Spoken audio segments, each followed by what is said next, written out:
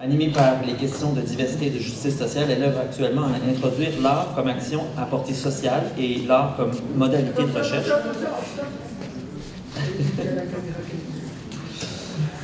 Dans le champ de la santé mentale, plus récemment, elle est co-réalisatrice du film Apparaître en 2021, portant sur l'univers des ressources qui offrent l'art comme forme d'accompagnement en santé mentale. Elle est directrice d'une programmation art et santé mentale au Centre Cerveau, en collaboration avec Pêche Serpa. Elle a été commissaire de l'exposition à visage humain en 2022 au Centre ECVRI et aussi commissaire de l'exposition Les villes d'à côté en 2002. Actuellement, elle dirige le projet Illumina dans le quartier Saint-Roch, dont elle va nous parler dans sa conférence intitulée « Mémoire, art et communauté, les chemins de l'art social entre espace institutionnel et urbain ». Merci beaucoup. Alors, ça me fait plaisir d'être avec vous et enfin pouvoir parler ici au CELAT, je ne sais pas si tout est correct, si vous m'entendez bien, de ce projet. Et l'ambition, c'est de vous parler de quelque chose qui dure depuis 2020 et qui maintenant est en train d'arriver vers la fin, avec une partie de la fin avec le projet Illumina qui vient d'être mentionné. Alors, je veux vous présenter un tableau finalement de l'ensemble de cette action de manière à comprendre comment la question communautaire s'est imposée dans le projet et qu'elle était aussi désirée par la porteuse de projet, moi-même.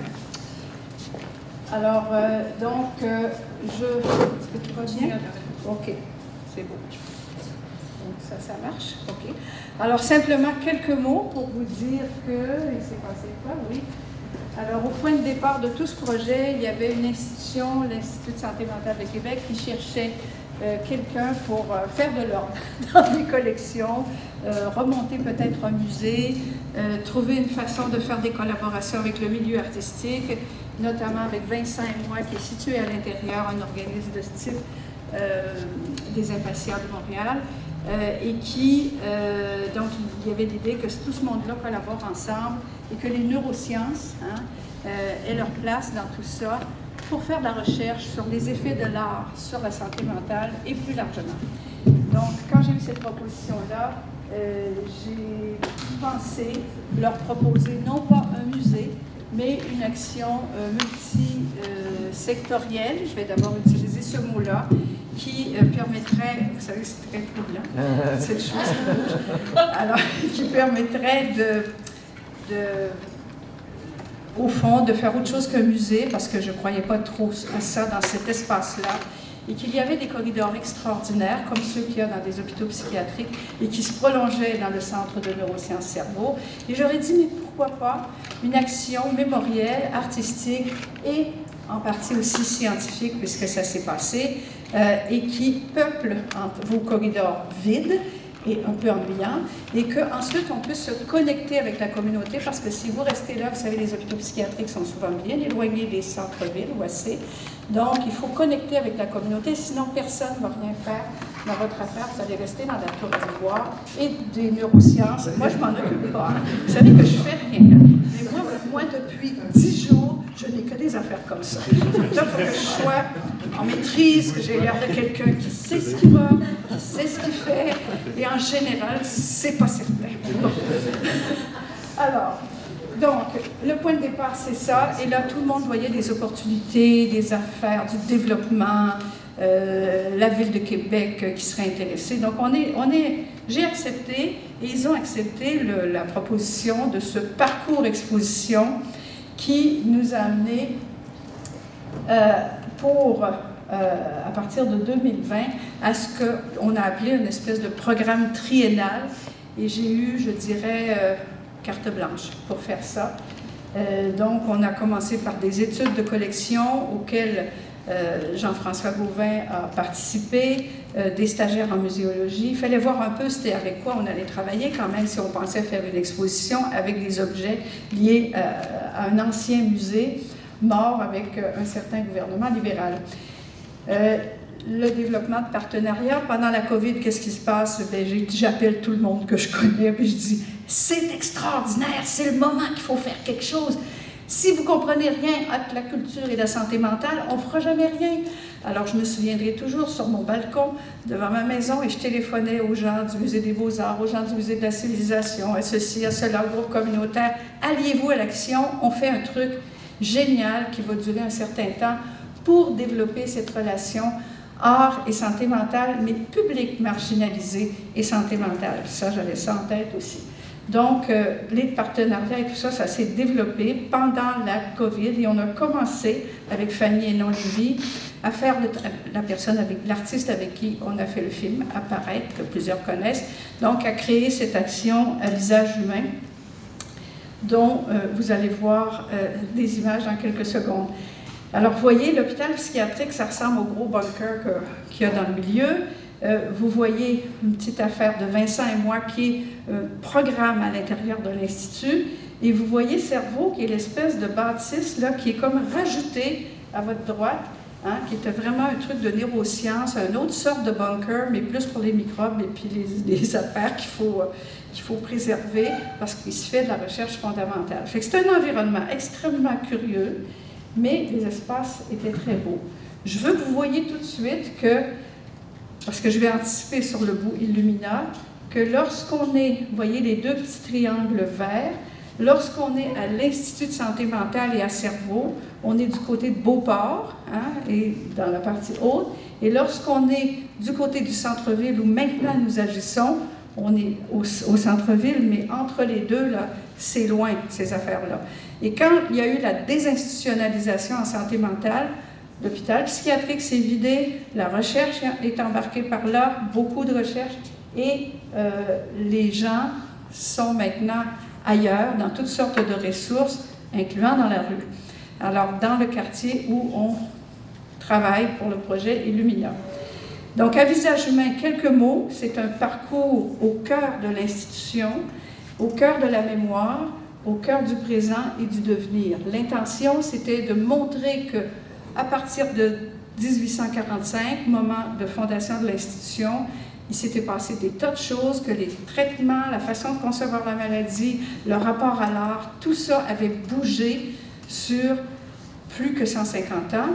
De montrer aussi, de faire un geste politico-artistique avec des personnes identifiées comme ayant une problématique de santé mentale sur les murs même de l'Institut, alors qu'autrefois c'était des graffitis de détresse.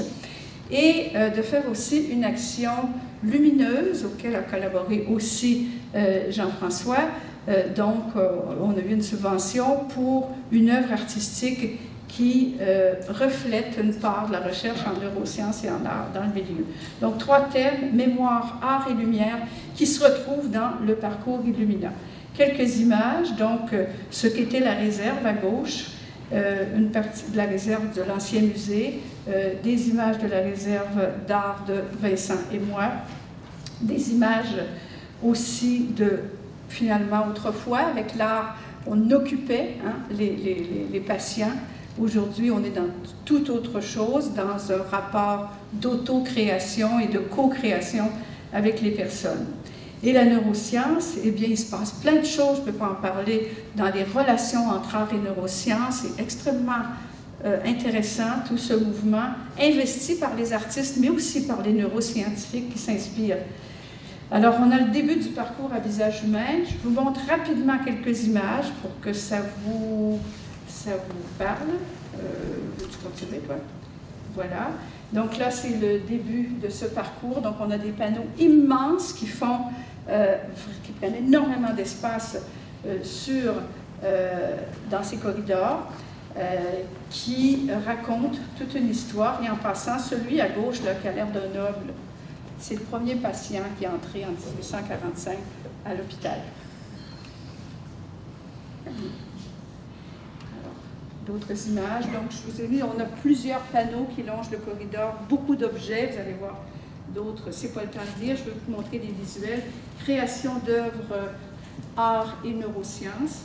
Donc, ça, ce sont des créations de Fanny Hénon-Lévy, à partir d'images neuroscientifiques, dessins, enfin, c'est tout un travail très, très sophistiqué.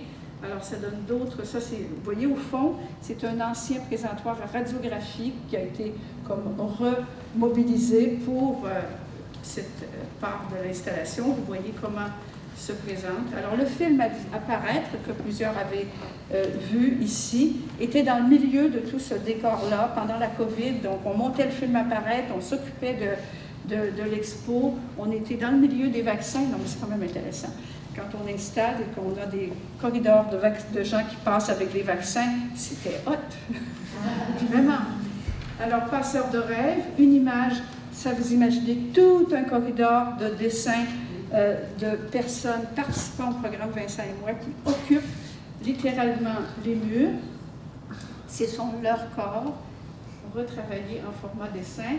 La partie capteur de lumière, donc c'est ce travail art et neurosciences aussi, mais sous forme de projection numérique qui arrive dans la dernière partie du parcours. 3 parties, vous comprenez? Une partie mémorielle, une partie merci, une partie, c'est une partie comme ça. Une partie infiltrante, hein, au cœur même de l'Institut, dessiner son corps là où on est exclu et on a été exclu et invisibilisé, et une partie neurosciences qui est censée parler d'un certain futur en lien avec la santé mentale. Alors, ça ne reflète pas très bien, puisque là on parle d'une représentation, j'ai doublé. Alors, une combinaison de moyens là-dedans, regardez rapidement. Vous voyez que plusieurs disciplines étaient impliquées, des disciplines artistiques bien sûr, des méthodologies multiples. En fait, le projet, ce qui va se passer avec Illumina, c'est qu'on prend ça et on vient complexifier et amplifier le geste politico-artistique de travailler en collaboration avec les personnes directement impliquées dans les problématiques de santé mentale. Donc là, on était dans l'institution, on sort de l'institution, et je vous dirai ça après. Je vais quand même dire qu'il y a du monde qu'on connaît ici, Jean-François, Fanny que certains connaissent, moi-même, dans les chercheurs impliqués. Illumina, là, on arrive avec une invitation de la Ville de Québec à participer, à créer finalement notre deuxième partie de parcours que nous avons accepté. C'est difficile de travailler avec la Ville, avec les villes, je crois. Mais l'idée, c'était de refaire ce geste et de le faire à l'échelle d'un quartier où se trouve la majorité des organismes en art et des organismes dits de solidarité sociale, dans mon langage à moi, mais aussi de santé mentale. Et de créer un effet synergique, hein, de collaboration, parce que c'est pas vrai que tout ce monde-là collabore pour vrai. Dans la réalité, il y a beaucoup de complications, il y a beaucoup de difficultés. Les gens s'aiment bien, mais les logiques de financement ne sont pas toujours aidantes. Donc, on vient ici vers une petite histoire. Donc, avant l'image de gauche, avant 1845, les gens sont dans des loges. Ça veut dire qu'ils étaient comme dans des espèces de prisons minuscules où ils pouvaient mourir en croupissant. On fonde l'hôpital, l'image d'en haut, donc ce qui va s'appeler l'asile de Beauport. On crée la grosse patente qui est maintenant l'Institut de santé mentale de Québec, des images que je vous ai montrées, mais nous, on s'en va vers l'image du bas, qui est l'exemple d'un milieu communautaire en santé mentale qui offre l'art comme façon d'accompagner les personnes. Alors, qu'est-ce que c'est Illumina? C'est principalement un partenariat entre Cerveau et Pet Sherpa, et auquel collabore le CELAT et maintenant Vitam et d'autres milieux. Ça a été 50 ateliers de création et de mémoire. Je ne les décris pas, mais vous pouvez me poser des questions, durant l'hiver, et ça se fait encore, il y en a encore 2023. C'est une vingtaine d'artistes professionnels qui collaborent à ça. C'est une centaine de participants, mais je n'ai pas les chiffres exacts parce que c'était compliqué de les avoir pour aujourd'hui. Un maillage université, communauté, organisme d'art. C'est un parcours urbain de 7 stations avec des événements concomitants et ça va se passer de juin 2023 à septembre 2023. C'est aussi un forum citoyen en juin 2023 où on va rassembler tout ce beau monde-là, on va essayer de se reparler parce que toutes les actions, ateliers, etc. ont été fragmentées, développées de différentes manières. Actions auxquelles d'ailleurs collabore très fortement Célia Forget, qui va être autrice avec 2 autres personnes d'un balado qui va accompagner le parcours, qui va s'appeler Saint-Roch Incognito. C'est une première. Et les financements nous viennent de toutes sortes de lieux. Il faut le dire parce que c'est compliqué ces choses-là. Donc la Ville de Québec, Cerveau, Vitam, CELAT, la recherche est très, très impliquée là-dedans. L'université en tant qu'entité, Desjardins et d'autres. Et j'ai même lancé une campagne « Adopter une station ». J'ai eu des résultats. Il y a des gens qui ont adopté des stations pour nous financer des petites affaires.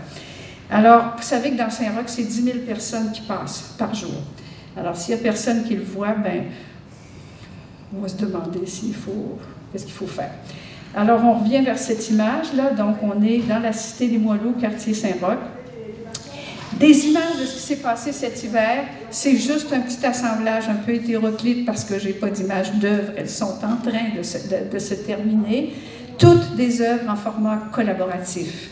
Que la collaboration soit faite au sein des ateliers ou que la collaboration soit faite au fur et à mesure de l'installation d'une station, qui sera le cas de Camille Courrier et de Claude Majot qu'on a entendu tout à l'heure, et qui auront une station qui va nous parler d'improductivité, comme par hasard, je ne sais pas pourquoi. Et pour les gens qui ont connu l'îlot Fleury à Québec, je pense que Michael Lachance fait partie de ça, on va faire revivre l'îlot Fleury sur le parvis de l'église Saint-Roch avec Hélène Matt et sa collaboratrice Julie Picard, je crois que c'est Julie. Donc, ça fera partie des stations. Donc, on parle d'ateliers mémoria mix, d'ateliers de photos, d'ateliers d'art, d'ateliers de portraits, mais beaucoup de choses qui se sont passées en simultané. Une image du parcours, comment ça va se passer? Bien, on va partir, pour les gens qui connaissent un peu Québec, de l'Angelier, du boulevard L'Angelier, puis on va se rendre jusqu'au Y, donc du côté de la rue du Pont, la rue de tous les crimes et de toutes les beautés. Et entre les deux, on va se balader dans l'improductivité, dans un îlot fleuri, parmi des nids qui vont nous parler du problème du logement, et autres œuvres absolument fabuleuses. Je ne nomme pas tout le monde parce que vous comprenez qu'il y a beaucoup de monde dans ce décor. Et une combinaison de moyens. Et là, vous voyez que les moyens, il y en a beaucoup plus que dans l'action originale, puisqu'il y a plus de disciplines ici, il y a plus de disciplines artistiques, les méthodologies. Moi, je dirais recherche-action et multimodalité. Ce sont ces deux choses-là que nous combinons, et même, on peut parler d'intermédialité, mais là, ça va m'amener trop loin. Mais on est vraiment, et surtout dans l'intersectoriel, puisqu'on combine, je ne vous parle pas trop des neurosciences, ça serait trop long, mais on combine vraiment un arrière-plan par rapport aux neurosciences, une dimension d'action communautaire par l'art, au moyen de l'art, et une action de rapprochement des milieux. Les milieux, on parle ici de gens qui sont dérangés par les sans-abri, par les sans-domicile fixe, qui sont dérangés par ce qui se passe, les cacas devant leur porte, etc., et la difficulté de cohabiter. Mais nous, on a dit, on ne va pas faire ça santé mentale, full pin. Ce qu'on va faire, c'est qu'on va ouvrir et on va dire, le problème, c'est plus général. C'est la cohabitation avec l'indifférence que représentent aussi les gens qui ont des difficultés en santé mentale et qui sont importants en quantité dans ce quartier.